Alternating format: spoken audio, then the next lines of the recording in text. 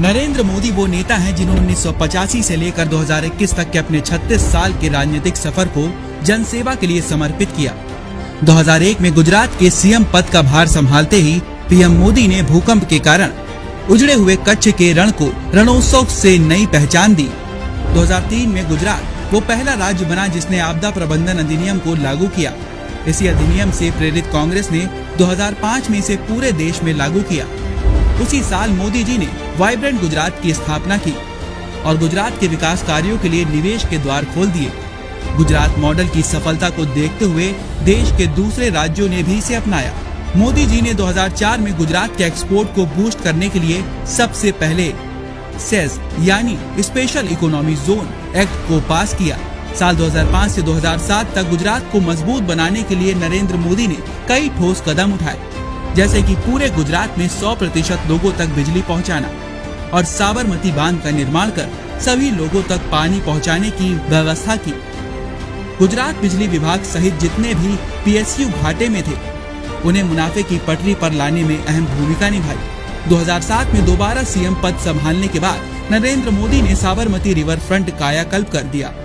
आज उसी river front में देश के पहले सी प्लेन ने उड़ान भरी। जब 2012 में दोबारा सीएम चुने गए तब गुजरात के लोगों को world class Sabarmati river front की भेंट मिली, जो कि भारत में यह अपनी तरह का पहला और अनूठा प्रोजेक्ट है।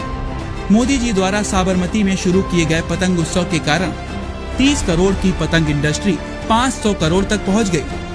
मोदी जी की कुशलता और गुजरात के लिए किए गए उनके विकास कार्यों को देख 2013 में बीजेपी ने उन्हें प्रधानमंत्री पद पर घोषित कर दिया।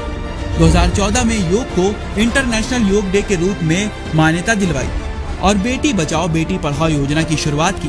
2014 में मोदी सरकार ने देश की जनता को बैंकिंग से जोड़ने के लिए जन धन योजना के साथ ही देश को स्वच्छता की कड़ी से जोड़ने के लिए स्वच्छ भारत अभियान की शुरुआत की।